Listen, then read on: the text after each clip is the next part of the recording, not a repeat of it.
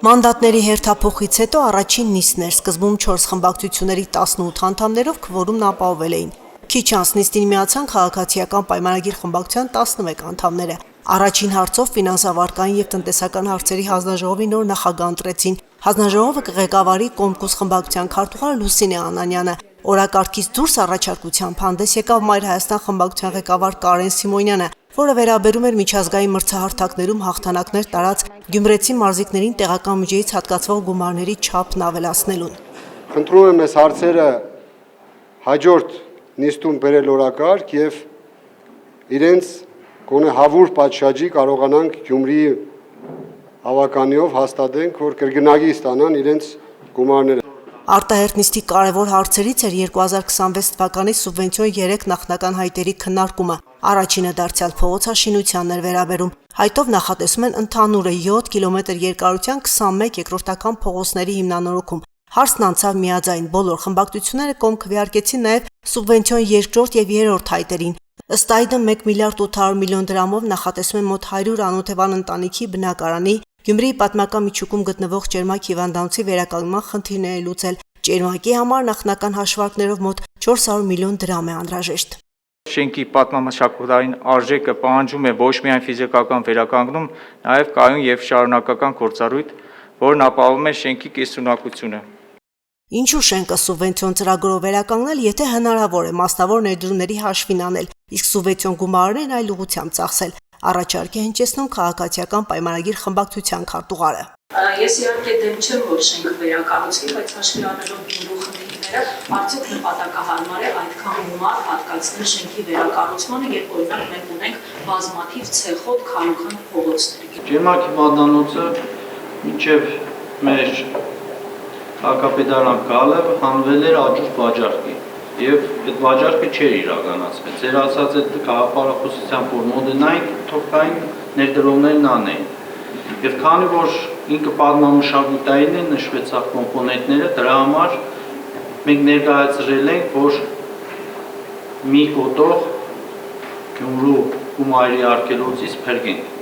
Նախագծին քաղաքացիական պայմանագիրը ձեռնպա քվեարկեց, բայց ձայների մեծամասնությամբ ընդունվեց։ Արտահերթ նիստի թեժ թեման դարձավ ամանորյա միջոցառումների կազմակերպման տոնածառի տեղադրման հարցը։ Քաղաքապետարանի մշակույթի բաժինն առաջարկել էր քաղաքի բյուջեից 9 միլիոն դրամ հատկացնել կենտրոնական հրապարակի տոնական տեսքի ու միջոցառումների համար։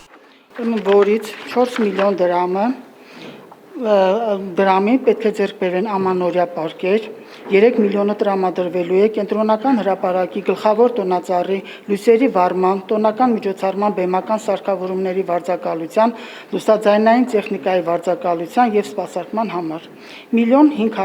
դրամը արտիստների, հաղորդավարների վարձատրության համար։ Նախագծով նախատեսված ծախսերը չհիմնավորված են, լիարժեք ներկայացված չեն։ Այս կարծիքին էր քաղաքացիական պայմանագիր խմբակցության ավագանու անդամը։ Ես կուզենայի, որ մենք շատ ավելի հստակ իմանանք, թե որ գումարը ինչի համար է նախատեսված եւ արդյոք մենք գնահարցում իրականացրել ենք, օրինակ նշել ենք արտիստների հաղորդավարների վարձատրություն 1.5 միլիոն դրամ։ Միգուցե 1.5 միլիոն դրամը քիչ է, անհրաժեշտ է 2 միլիոն դրամ, միգուցե 1 միլիոնն էլ է բավարար։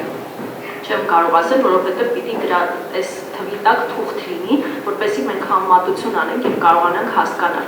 Խնդրում եմ մեզ ներկայացրեք այդ հաստատքները։ Այս մասով հայտարարվել է մրցույթ եւ իրականացվել է մրցույթ։ Մրցույթը շահող կազմակերպություն է, կարող է բնականաբար ավելի քիչ գումարով շահել եւ մինչեւ մեզ հայտնի չլինի հատկապես ինչ տարբերակով եւ ինչ գումարի սահմաններում է իրականացել մրցույթը եւ շահել այդ կազմակերպությունը, հնարավոր չէ ավելի հստակ ասել, թե ինչ ֆինանսական ծախս ենք ունենալու։ Այս նախագիծը թույլտվություն է այն մասին, որ մեր ունեցած 5 միլիոն դրամը ձեր որոշմամբ հնարավոր լինի ծառայեցնել այդ միջոցառումների կազմակերպմանը։ Եվ վերջապես հարցը ասավ քաղաքի գլխավոր տոնածառին, որի համար առաջարկվել է բյուջեից 24 միլիոն դրամ հատկացնել, բայց ոչ թե նորը գնելու, այլ հինը մոտ 20 տարվա տոնածառը վերանորոգելու նոր ձևավորմամբ տեղադրելու համար։ Իսկ ինչ եղավ նախորդ տարվա կառավարության նվեր տոնածառը։ Այս հարցի պատասխաններ ակնկալում մեր քաղաքը խմբակցության ղեկավարը։ Ինչով է պայմանավորված, որ այդ տոնածառը չի տեղադրվում այսօր հրապարակում, արդյոք դա պայմանավորված է քինախնդրությամբ։ Սա ևս շատ կարևոր է հստակ պատասխանեք, եթե այդպես է, ապա շատ վատ է։ Ոչ մի քինախնդրություն չկա, միանշանակ պարզապես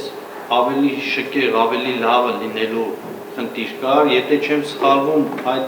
տոնածառը, որը նախորդ իշխանությունը տեղադրել էր, դա չէ,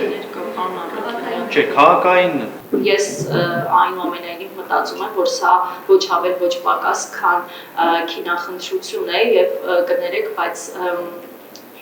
ոչ այնքան արժանի քայլ, որովհետև կառավարությունը այդքան գումար էր հատկացրել այդ տոնածառին, ինչը պատել չէր ընդունվել մեր բնակիչների կողմից, գեղեցիկ լավ տոնածառ էր, կարելի էր դնել եւ այս 24 միլիոն դրամը խնայել։ Հին բայց նոր տարվա տոնածառը բնական ճյուղերով են հավաքելու, խոստանում են ավելի ճոխ ու գունեղը տեղադրել, իսկ կառավարության նվեր կոնաձև տոնածառը իր տեղը կգտնի քաղաքի մեկ այլ թաղամասում։ Քաղաքապետարանը վստահեցնում է ու նշում, որ այս տարվա տոնածառի համար հատկացվող 24 միլիոնը բյուջեից խնայված միջոցների հաշվին է։ Նախագծին քաղաքացիական պայմանագիրը դեմ քվեարկեց, բայց 18 կողմ ձայնով ընդունվեց։ Շանթ հեռուստաընկերություն Հորիզոն։